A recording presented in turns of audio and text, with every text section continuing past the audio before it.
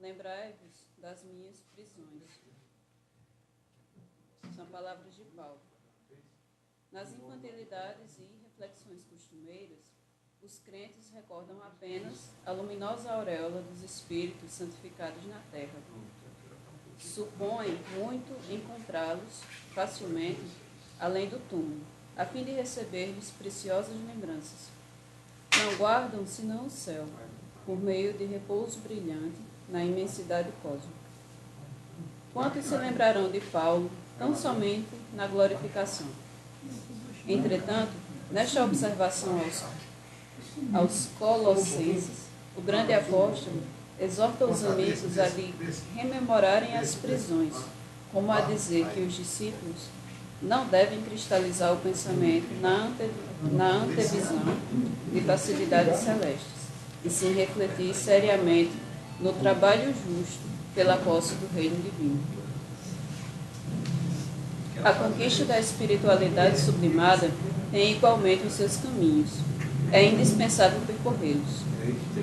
Antes de fixarmos a coroa resplandecente dos apóstolos fiéis, meditemos nos espinhos que lhes feriram a fronte. Paulo conseguiu atingir as culminâncias. Entretanto, quantos golpes de açoite, pedradas e ironias suportou, adaptando-se aos ensinamentos do Cristo, escalando a montanha. Não mires apenas a superioridade manifesta daqueles a quem consagras admiração e respeito. Não te esqueça de imitá-los, afeiçoando-te aos serviços sacrificiais a que se devotaram para alcançar os divinos fins. Assim seja.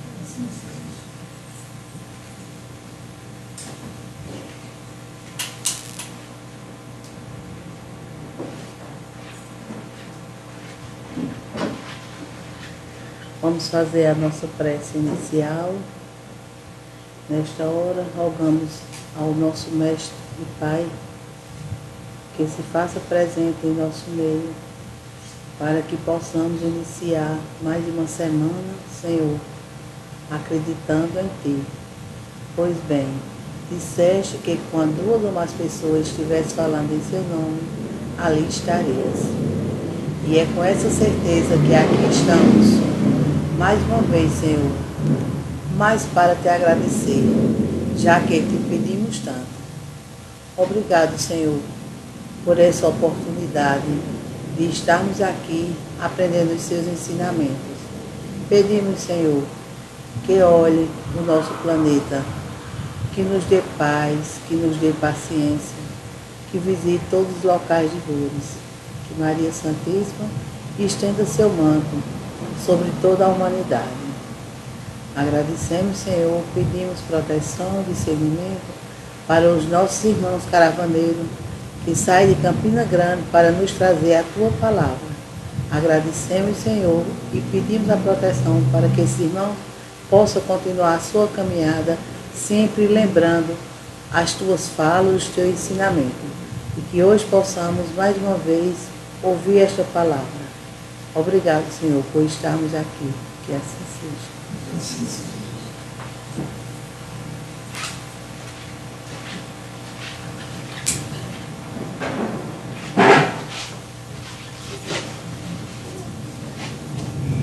Uma boa noite a todos. É com muita alegria que os caravaneiros, do Evangelho estão aqui mais uma vez, na cidade de Sumé, no Nubem. É um compromisso que nos alegra muito, E aqueles que estão em outras partes do Brasil, como São Paulo, Rio Grande do Sul, que geralmente está assistindo às nossas atividade da TV e da Rádio Chico Xavier. Uma boa noite para eles. E que os espíritos amigos, junto com as vibrações de todos nós, possamos atingir os objetivos que nós propomos para a noite de hoje. Meu jardim não é o único da Terra. A nossa ideia é justamente sair desse lugar circunscrito que nós vivemos, porque geralmente, e por conta também das a nossa condição de reencarnado, e nossa restrição também no corpo da carne, e geralmente nós não fazemos uma reflexão sobre a grandeza, a dimensão do que é a terra desde a sua, né, criação, né, e nessa reflexão ter uma ideia da responsabilidade e do agradecimento que nós deveríamos dar, principalmente a Jesus, que é justamente o jardineiro maior, né, da terra, o enviado maior que estruturou todo esse planeta junto com alguns mensageiros, arquitetos siderais, e para que em algum momento a Terra pudesse comportar os seres vivos.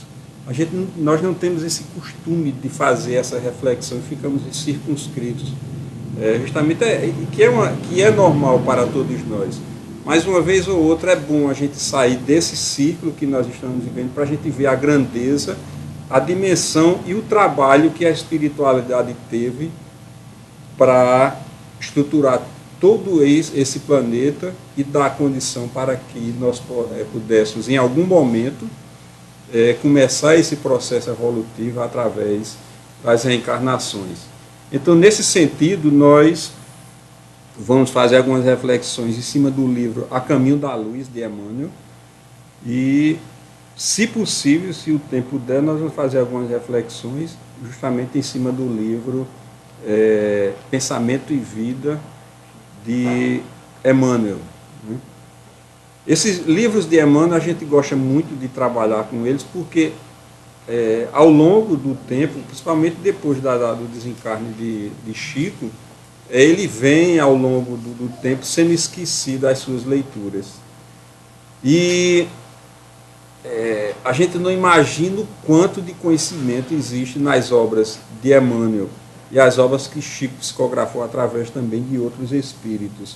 Revelações que nós encontramos através dos livros que foram editados com as cartas consoladoras, a parte evangélica, os romances, e quando a gente se detém nesses livros, nós vamos perceber muita coisa de revelação. E nós gostamos dessa parte de revelação porque ela desvenda muita coisa do lado espiritual. E nos motiva quando a gente começa a fazer essas leituras e ver e perceber outras dimensões, outras realidades, né, que o mundo espiritual traz através dessas obras.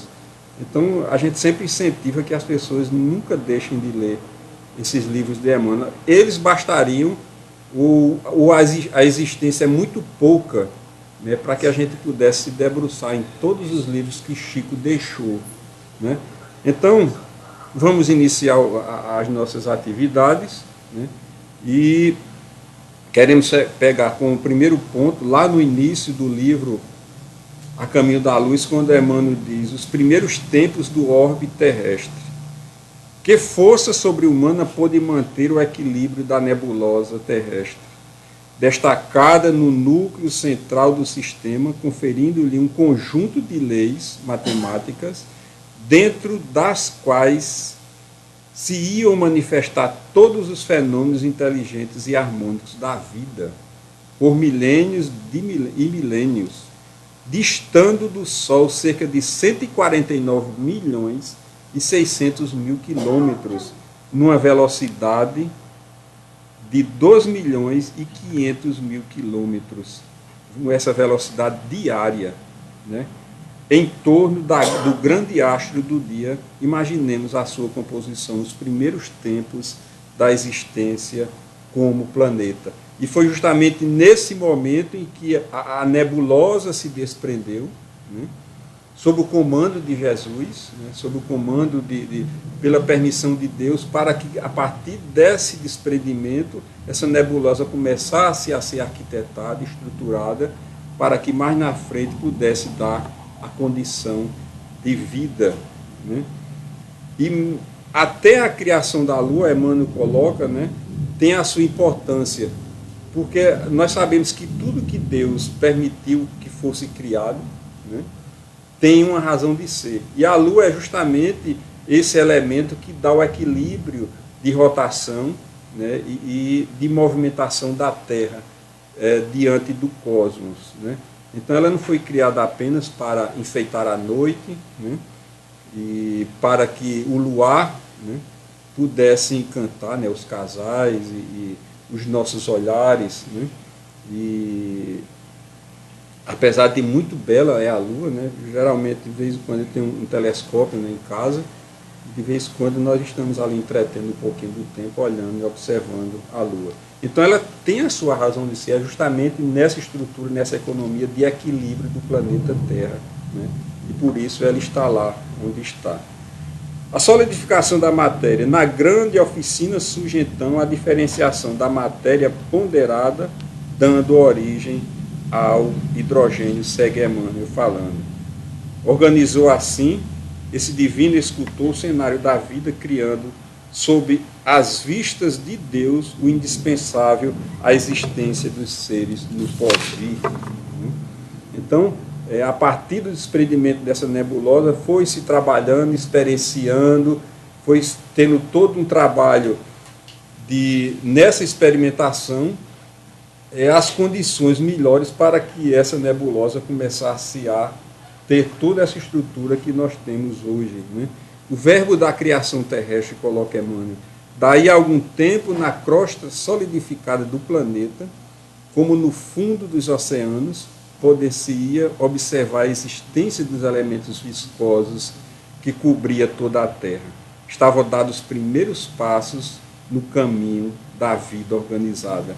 Como essa massa gelatinosa, nascia no orbe o protoplasma com que ele lançara Jesus à superfície do mundo, o germe sagrado dos primeiros homens, né? Então, nós sabemos que a idade da Terra data de milhões e de milhões de anos. E nessa trajetória, desde a nebulosa, percorreu um caminho imenso, né, no longo dos milênios, para que aí, nessa fase que Emmanuel fala, os primeiros, vamos dizer assim, os protoplasmas, né, essa massa gelatinosa, que seria justamente o germe sagrado para os primeiros homens habitar, os primeiros seres vivos habitar aqui na Terra. Aí, a partir daí, a vida organizada, as construções celulares, sob a orientação misericordiosa, sábia de Jesus, laboraram na Terra numerosas assembleias de operários espirituais, porque Jesus não comandava toda essa estrutura arquitetônica do planeta. Existiam as equipes, né, de engenheiros siderais, arquitetos, que trabalharam junto com ele, sob o seu comando, todo o trabalho para que a Terra pudesse ter as condições necessárias para a vida humana, para o ser vivo, né?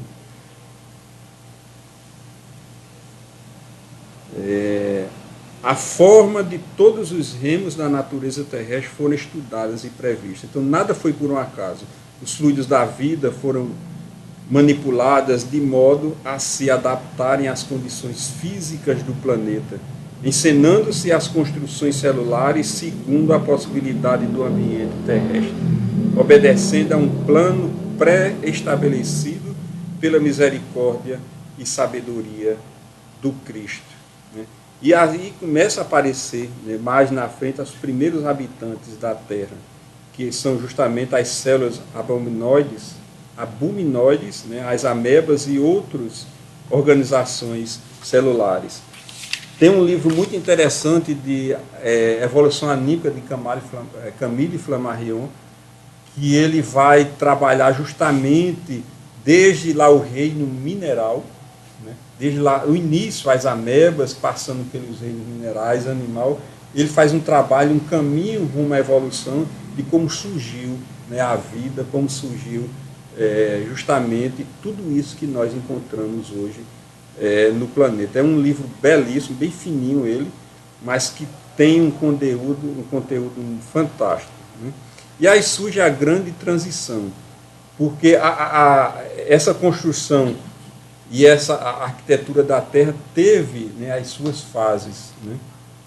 Chegando àquela primeira fase, quando era instalada justamente aquelas massas gelatinosas, né, os primeiros protozoários, as amebas, né, e as mônadas, né, que Camille Flammarion fala lá no livro A Evolução Anímica, e depois de todo esse processo, né, vem a grande transição, que é justamente Emmanuel fala da questão dos antropóides das cavernas, e implantaram-se, como diz ele aqui, então os grupos pela superfície do globo, espalharam-se pela superfície do globo, no curso vagaroso dos séculos, sofrendo as influências do meio e formando os pródromos das raças futuras em seus tipos diversificados. A realidade, porém, é que as entidades espirituais auxiliaram o homem desde o sílix, imprimindo-lhes novas expressões biológicas. Aí a gente já vê uma comprovação do Livro dos Espíritos, quando falam que os espíritos influenciam em nossa vida, né, mais do que imaginamos hoje. E naquela época era que eles influenciavam mais, porque precisava dar um direcionamento, né, a esses primeiros seres que habitavam, esses primeiros seres vivos que habitavam a Terra, principalmente pela condição ainda evolutiva, né? E mesmo nessa evolução, desde essa época até hoje, nós ainda somos influenciados por esses espíritos, pelos nossos amigos espirituais, pelos anjos de guardas, né, que estão sempre nos guiando, nos influenciando para o bem, como também, uma vez ou outra, por conta da nossa própria condição evolutiva ainda, nós somos ainda influenciados por estes que não querem o nosso progresso, né? E muitas vezes nós derrapamos, mas isso é muito natural, é normal por conta do nosso processo evolutivo, mas porque nós sabemos que mesmo depois de alguma derrapada, alguma derrocada, nós temos a condição de se erguer e dar um passo a mais para frente, porque é isso que a espiritualidade e os amigos espirituais querem de nós. A gente não se compenetrar naquela sintonia daqueles que não querem o nosso progresso, né? Mas quando encontrar essa sintonia, a gente poder saber se sobressair, elevar nosso patamar evolutivo e continuar, né, a nossa caminhada. As pesquisas recentes da ciência sobre o tipo de Neandertal, reconhecendo nele uma espécie de homem, né, bestializado, né? Surge os primeiros selvagens, a compleição melhorada, tendendo à elegância dos tempos do porvir. Uma transformação visceral verifica-se na estrutura dos antepassados das raças humanas. Como poderia operar-se semelhante transição? Perguntará o vosso critério científico. Muito naturalmente. Também as crianças têm os defeitos da infância corrigidos pelos pais, que os prepararam em face da vida, sem que, na maioridade, eles lembrem de tudo isso, né? Então, houve justamente ao longo do tempo essa influência dos espíritos direcionando os seres vivos daquela época para que eles tenham o caminho, né, quase como sem ter livre-arbítrio, mas tendo um direcionamento rumo à evolução. E ao pouco a pouco nós sabemos que nós fomos, né, adquirindo gradativamente esse livre-arbítrio, não temos ele 100%, mas nós já comandamos as nossas escolhas, né, muito mais do que quase esses 100%, né, e por isso essa responsabilidade que temos por aquilo que nós estamos escolhendo na nossa vida, né, a responsabilidade. E muito interessante nessa fase de transição do planeta, surge justamente a questão do orbe de Capella, que alguns de nós já conhecemos, principalmente do livro de Exilados de Capella, que é um livro que chama a atenção de todos nós espíritos, se eu não me engano, de Edgar Mono, que escreveu, se não me falha a memória. E é um momento em que nós hoje percebemos que nós nunca tivemos um momento de desamparo da espiritualidade maior. Porque justamente em uma determinada época e idade da Terra, estava um dos planetas de Capela estava atingindo a sua maioridade, um ciclo evolutivo que já abarcava um processo de, vamos dizer assim, de amor, de bondade em níveis muito elevados. Acontece que naquele momento existiam espíritos que não queriam acompanhar a evolução da Terra, ou do planeta, lá de Capela. Estavam impedindo, né, justamente, como hoje acontece aqui no planeta, quando ele está atingindo essa fase de transição, de provas e expiações, para o mundo de regeneração, onde o amor em algum momento vai imperar mais do que isso que nós estamos vivenciando hoje, né? O mal, espíritos, vamos dizer assim, equivocados, que procuram se distanciar daquilo que deveria ser, justamente era a construção do bem, aproveitar esse processo de reencarnação para crescer, e em algum momento estes vão justamente serem retirados e não vão serem permitidos a reencarnar mais aqui no planeta Terra. E foi o que aconteceu lá no orbe, né, de Capela, nesse planeta já atingindo esse patamar desse ciclo evolutivo, e em determinado momento a Terra precisava de uma evolução. A Terra estava no estado de primitivo ainda, precisava de um impulso tecnológico, de conhecimento, de saber. Então Jesus aproveitou justamente esses espíritos que não comportavam mais a evolução daquele planeta para degradarem ele daquele planeta e naquele momento reencarnar aqui na Terra. Recambiaram. Isso. Tinha um objetivo para isso, né? Justamente com o conhecimento que vinha intrínseco nele, no ser, né? Dar esse impulso evolutivo. Porque se eles não queriam através do amor, né, como os espíritos superiores desejam de nós, e através do amor a gente possa trilhar a nossa vida, né? Então, se não acontece dessa forma, então vem a dor. Porque a dor nós ainda reconhecemos com muita ênfase, né? E essa dor que muitas vezes nos alerta para começar a analisar os nossos comportamentos.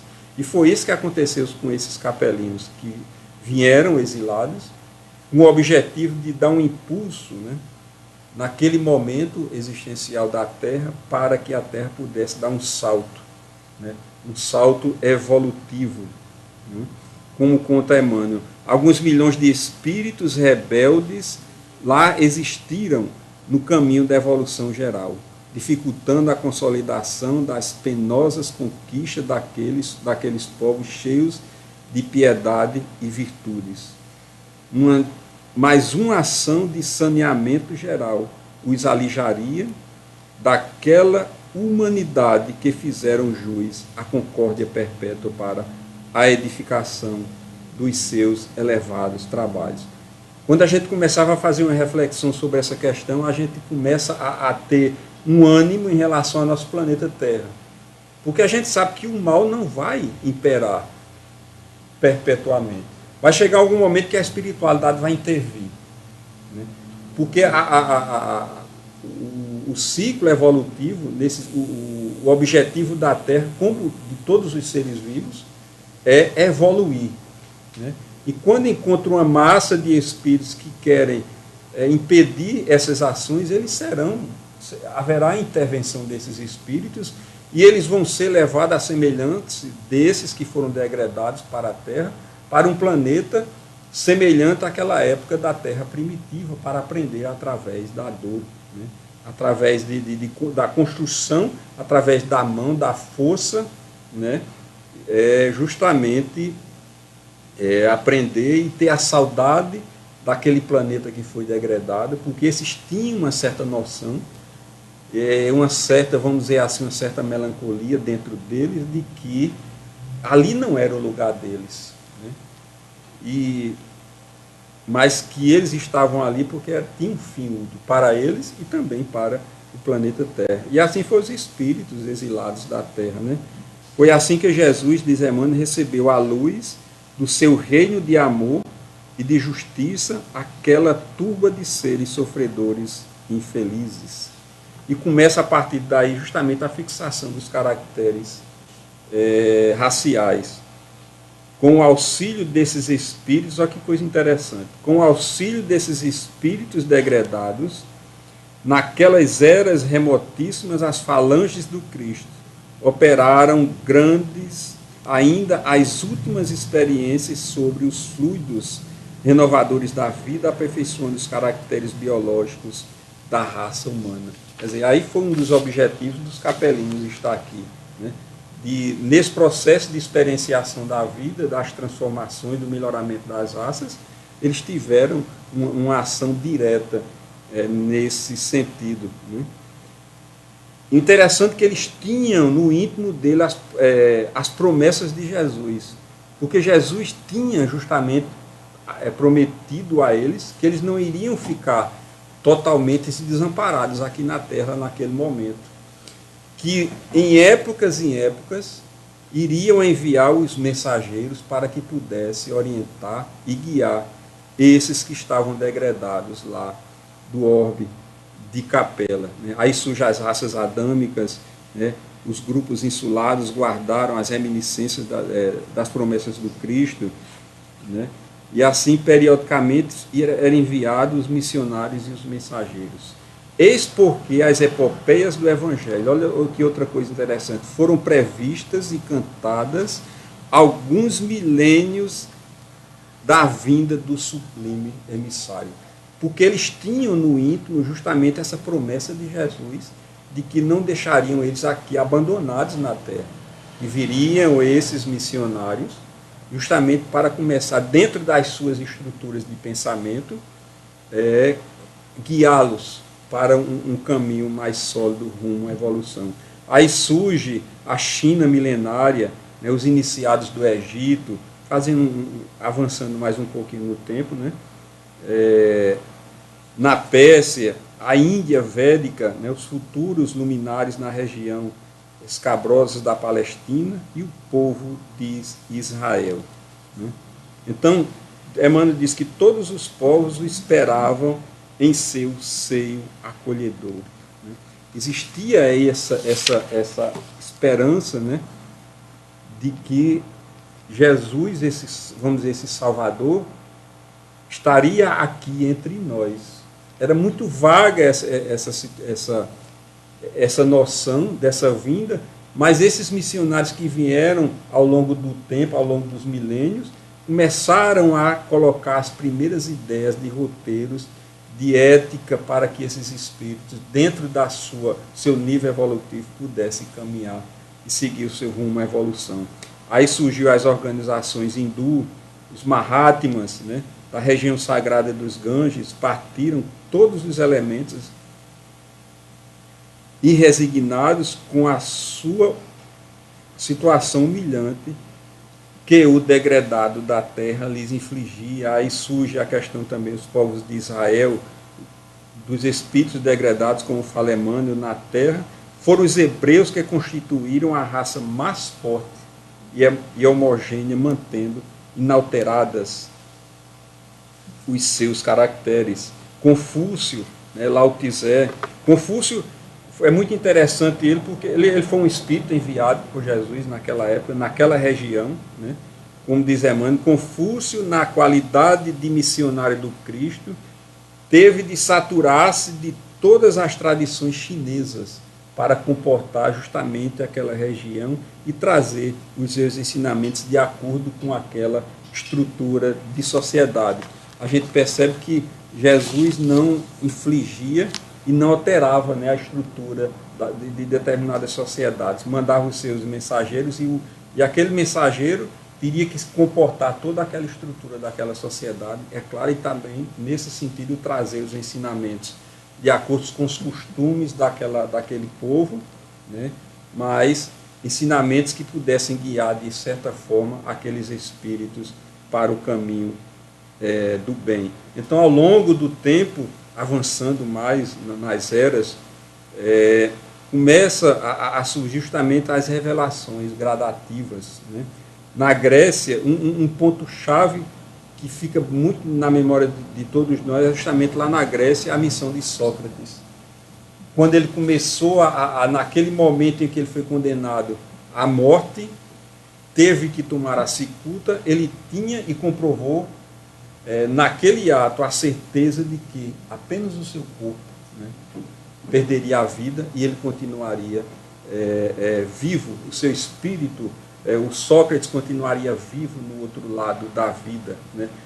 Foi um dos grandes ensinamentos dele, foi justamente esse, deixar para aqueles povos e para a humanidade ainda hoje, porque tem pessoas que ainda não acreditam que vão sobreviver depois da morte do corpo físico.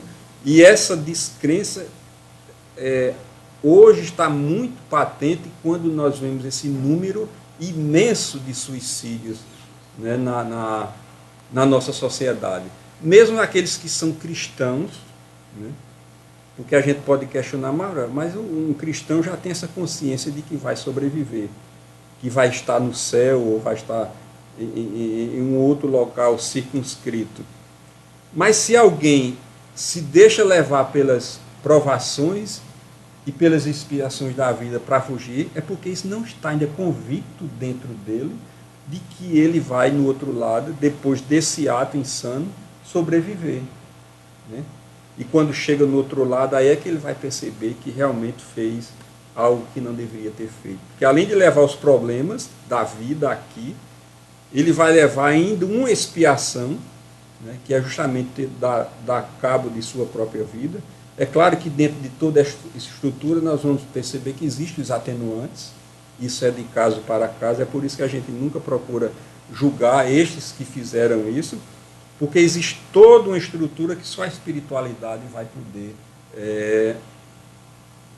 poder julgar, né? Vai poder colocar, não é nem julgar, dar os direcionamentos para aqueles que foram, né, para o outro lado da vida, né? Então, nesse momento em que nós vivemos a vinda mais uma vez de Jesus aqui no planeta, né? Esse mês de dezembro que nós estamos comemorando, e cada ano nós estamos revivendo essa vinda do menino Jesus aqui na Terra, trazendo a esperança, trazendo o amor que precisa ainda ser implantado dentro dos nossos corações, independente de que a história mostre que ele nasceu em determinado mês, ou independente de alguns historiadores colocarem que ele não era aquela figura que hoje nós conhecemos naqueles retratos, se era preto, se era amarelo, se era vermelho, se era rosa, isso não importa, né? O que importa para todos nós é a sua mensagem, a ideia central de que ele colocou para todos nós, né? Porque a compleição física dele, se era bonito, se era feio, se era rude, né? Só a sua condição espiritual, que desde aquele desprendimento da nebulosa, né, começou a trabalhar as primeiras estruturas para que a Terra pudesse ter a sua condição de vida, né, desde o reino mineral, o reino animal, né, a chegar o reino hominal, ter toda a estrutura de vida para que no momento certo a vida humana pudesse estar ali com a condição de evoluir. Então só essa condição já dá uma visão da beleza do que significa Jesus para todos nós. Qualquer outra conjectura ou comentário em relação a Jesus fica muito para trás, muito, vamos dizer assim, unilateral, né? E nessa estrutura espiritual que nós já temos essa condição de perceber, né? Porque ele teve todo esse trabalho permitido por Deus para construir um planeta tão belo como esse. Ele poderia vir muito bem com seu poderio, né? Vir numa condição tal que pudesse arrebatar todo o reino e toda aquela estrutura de poder, né, ditatorial que existia naquela época. Mas o que foi que aconteceu?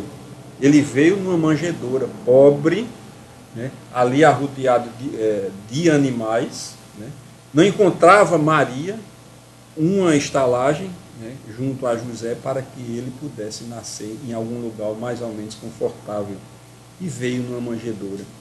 E Emmanuel fala lá no livro, nos capítulos, no título Amor, do livro Pensamento e Vida, e Haroldo dá uma interpretação justamente dessa manjedoura, que mostra justamente qual é o sentido daquela manjedoura.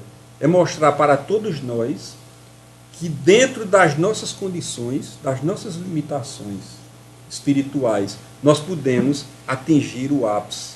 E foi o que aconteceu. Jesus, mesmo saindo daquela manjedoura, daquele lugar ali paupérrimo, mas com estrutura espiritual fantástica, que nós já conseguimos, né, imaginar, e deixou essa mensagem que até hoje está guiando os nossos passos. Né?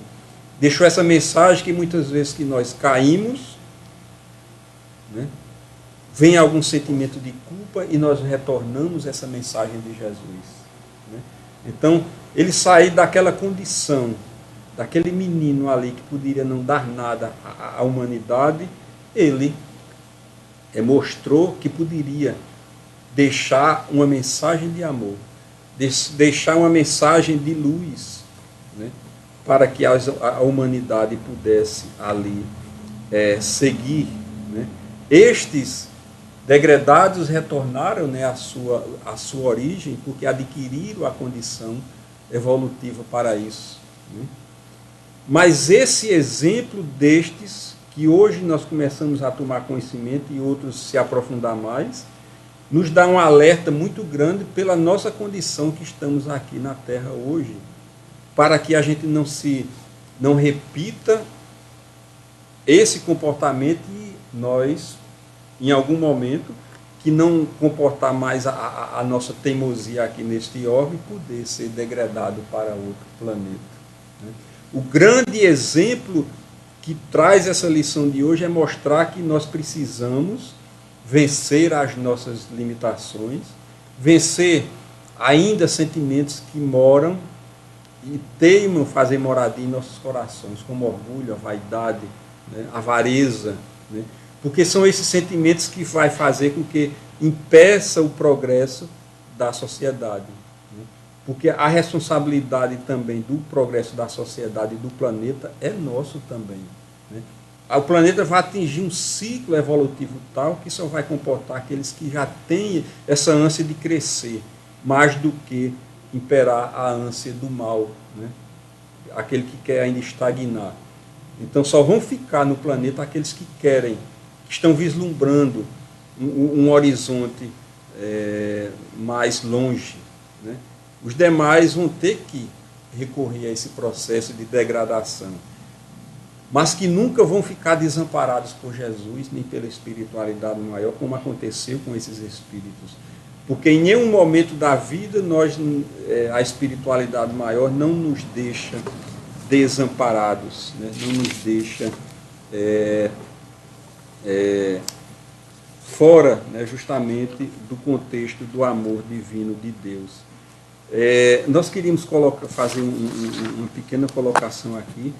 Emmanuel, lá no início do livro Caminho da Luz, ele coloca um texto muito interessante que diz: rezam as tradições do mundo espiritual que na direção de todos os fenômenos do nosso sistema existe uma comunidade de espíritos puros e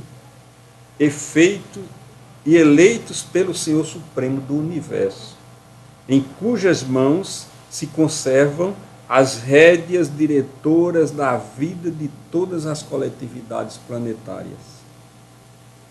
Essa comunidade de seres angélicos e perfeitos, da qual é Jesus um dos membros divinos, isso é Emmanuel que coloca, ao que nos foi dado saber, apenas já reuniu nas proximidades da Terra para a solução de problemas decisivos na organização e da direção do nosso planeta por 2 vezes no curso dos milênios conhecidos. A primeira verificou-se quando o orbe terrestre se desprendia da nebulosa celular, que nós discutimos, né, até agora, a fim de lançarem no tempo e no espaço as balizas do nosso sistema cosmogônico e os pródromos da vida da matéria em ignição do planeta.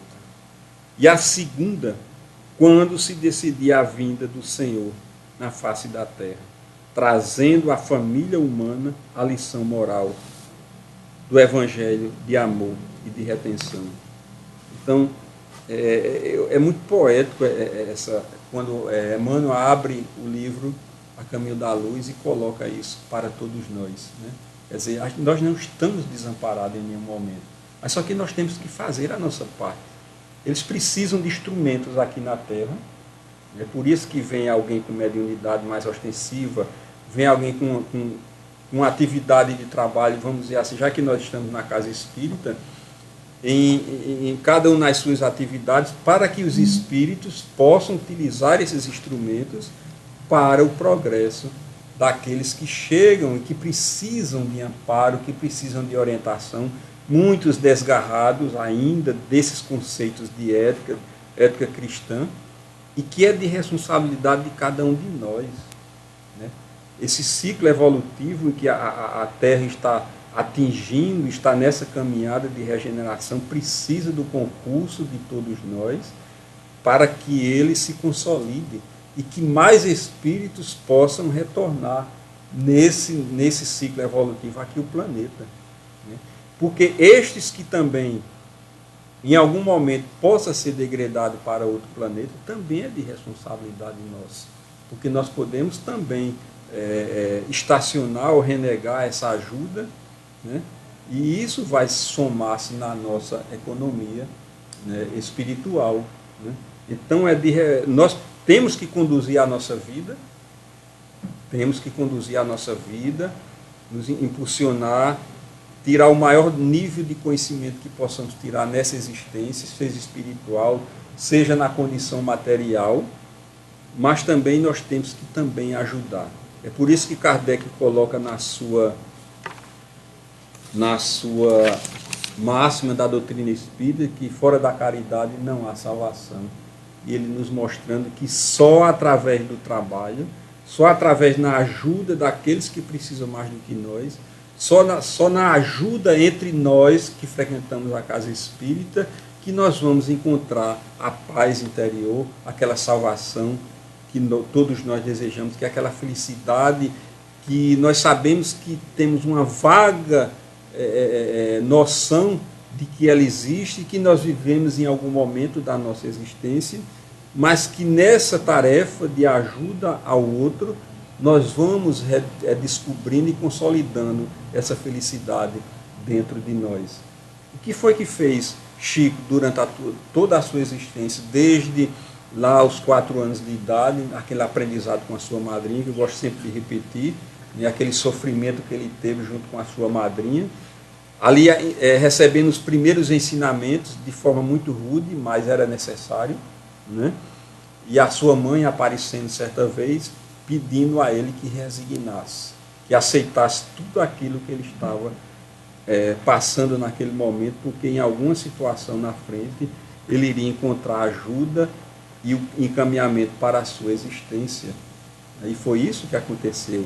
E nunca deixou de existir na sua existência, na sua vida, aqueles que procuravam detratar a sua vida e detratar o seu trabalho e tentar prejudicar a divulgação da doutrina espírita e a sua missão aqui na Terra, que realmente cumpriu 100% daquilo que ele veio realmente realizar aqui na Terra, né?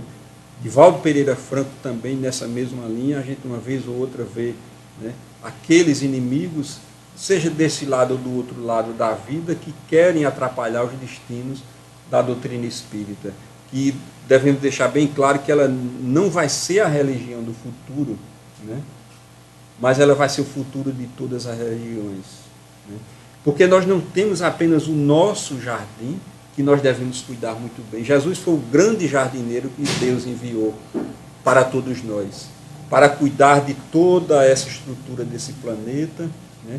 Auxiliar na evolução daqueles que vieram aqui, desde os reinos minerais até chegar ao reino nominal, né? Nós percebemos na lição que esses degradados da orbe de Capela formaram sociedades, né? Cada um dentro da sua estrutura de pensamento, formaram os seus jardins, os seus pequenos jardins, para cultivar dentro dos seus pensamentos, dentro da sua estrutura social e filosófica, né? E que não foi interferido por Jesus, porque, como exemplo de Confúcio, ele teve que justamente vestir a roupa, né, daquela sociedade para transmitir os ensinamentos que Jesus permitiu que ele transmitisse. O Espiritismo é um jardim belo, é um jardim onde encontramos flores belíssimas, perfumadas, encontramos o roteiro de vida para que nós possamos alcançar a nossa evolução. Mas nós devemos entender, e é por isso que nós falamos também muito em nós trabalharmos o nosso preconceito, né? E é por isso que existe aí em eventos na doutrina espírita, em eventos espíritas, essa relação interreligiosa, né? Essa confluência, esse pensamento, essa discussão, né? Esse entendimento, porque cada um é dono, vamos dizer assim, entre aspas, do seu jardim, né? É o grande jardineiro, cada um tem a sua missão como um jardineiro de cultivar a sua religião, a sua doutrina, a sua filosofia e a sua ciência, para que cada um cuidando do seu jardim, possa chegar a esse Deus maior, né? Esse Deus soberanamente justo e bom, como se coloca lá no início do livro dos Espíritos, né? O Espírito de verdade, porque muitos caminhos nós sabemos que temos aqui na Terra, né? Muitos níveis evolutivos se encontram aqui na Terra. Aqui no Brasil é muito, a sociedade é muito variada nos seus níveis evolutivos de pensamento. Então cada um deve ter o cultivo do seu jardim, daquilo que ele acredita e daquilo que ele segue, sem fazer com que aqueles que o seguem ou que acreditam naquela religião não sejam instrumentos, né, para o seu bem-prazer, ou o bem-prazer dos seus líderes, né? Porque o ser humano é livre para pensar, né? O ser humano é livre para fazer as suas escolhas, fazer o seu progresso dentro daquele pensamento evolutivo, e devemos nos unirmos justamente nesse sentido. E não um líder, né? Um líder usar as suas ideologias filosóficas, religiosas, para ser massa de manobras dos seus fiéis, para enriquecimento ilícito, para guiar essas pessoas no caminho que não é aquele o qual essas pessoas no futuro, ou quando chegarem no outro lado, encontrarem aquela paz de que eles precisam e perceberem que foram enganados. É por isso que no nosso jardim, a nossa doutrina espírita, existe essa estrutura de não hierarquia, cultivar a simplicidade nas casas espíritas e deixar aquele que quer seguir a doutrina espírita livre nos seus pensamentos para refletir, para ir buscar nos livros, quando terminar a reunião doutrinária, a palestra, ou a exposição ou a fala, para ver se realmente aquilo, no meu caso, está sendo colocado corretamente. Porque é do interesse que haja essa interação para o crescimento de todos nós. Eu posso equivocar em algum ponto, ou em vários pontos aqui, e em outro momento que nós chegarmos aqui, alguém vai, no livro está escrito desse jeito, e eu penso desse jeito, aí a gente vai para uma discussão de entendimento. Essa estrutura que o nosso jardim compõe, deixar a gente livre para pensar, porque não somos donos da verdade, mas também nós podemos construir juntos, né? E fazer com que esse nosso jardim possa germinar de forma a abarcar, e esse perfume possa se alastrar, né, pelo nosso planeta e perfumar a vida de muitos espíritos que precisam mais do que nós. Então esta é a mensagem, né, que nós queremos deixar na noite de hoje, para que possamos fazer essa reflexão, né, e saber que nós, finalmente, que temos esse Pai Nosso, né, que estás no céu e em toda parte, como coloca a mensagem do Pai Nosso, quando o Espírito de Verdade aconselha Kardec colocar lá no capítulo da coletânea de prece, em primeiro lugar, colocar a prece de Pai Nosso, que foi ela que Jesus deixou e nos ensinou. Né? Esse Pai Nosso que está nos céus, né? Que santificado é o seu nome. Né? E esse Pai Nosso que está não só num lugar circunscrito, mas essa energia pulsante que nos envolve e nos interpenetra, que nos impulsiona. Principalmente sentimos ela nos momentos que nós nos sentimos em melancolia, em tristeza, e que precisamos encontrar um impulso para seguir, né, na nossa caminhada. Então vamos juntos nessa caminhada evolutiva e fazer com que o nosso jardim possa florir, né, mais e mais. Que Jesus possa nos abençoar, agora e sempre.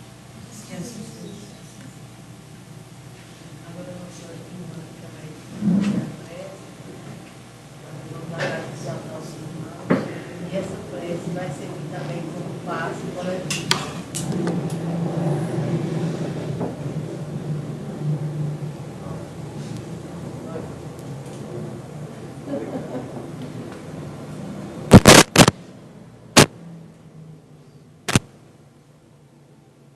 Vamos unir nossos pensamentos, relaxar, para que possamos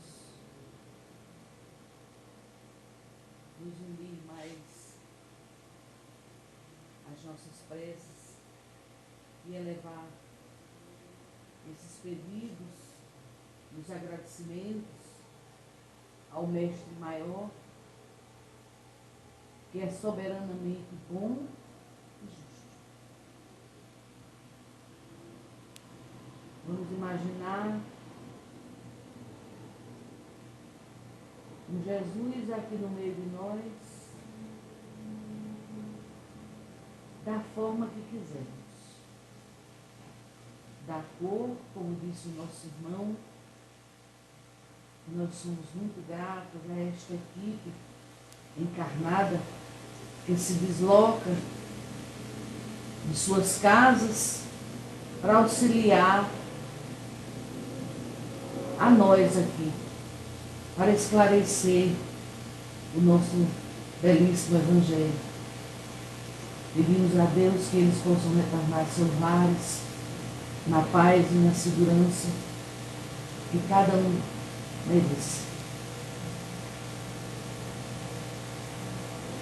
Pai nosso, que estás nos céus, em toda parte. Santificado seja o teu glorioso e honrado nome, Senhor Jesus. Venha a nós o vosso reino de amor e sabedoria. Seja feita a tua vontade, Senhor Jesus, e não a nossa. O pão nosso, em cada dia, que nos fortalece e alimenta o corpo, a mente, o espírito, nos dai hoje e sempre. Perdoa as nossas dívidas, meu bom Jesus, porque nós estamos na busca de perdoar quem nos deve e nos ofende. Mas não nos deixe, Senhor Jesus, cair nas tentações maléficas do mundo, que são tantas portas abertas para a infelicidade, nos trazendo o ódio, o rancor, o ressentimento, as mágoas, as depressões, a angústia, a ansiedade, que nos leva ao desespero. Nos conduz, Senhor Jesus, nestes momentos de fraqueza, traz para dentro de nós a fé, a esperança, a caridade, para nos alimentar o nosso espírito. Não deixe, Senhor Jesus, não permita que nós caímos nas depressões da vida. nos aumente, Senhor, a nossa fé. E cada momento em que pensamos em não vir para o nosso templo de origem, seja ela católica, protestante, espírita, budista, ou de toda e qualquer etnia, nós possamos chegar aqui, mesmo contra a nossa vontade, mesmo que nossos desejos não sejam aqueles. Faz, Senhor, faz, meu Deus, crescer a fé cada dia mais em nós. Que Jesus possa nos abençoar hoje, amanhã e sempre. Assim seja.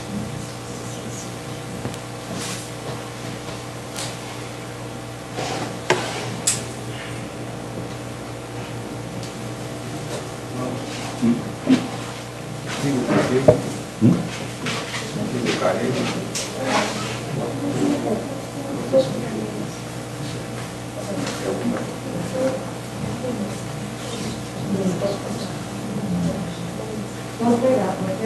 Tem uma parte, os 3.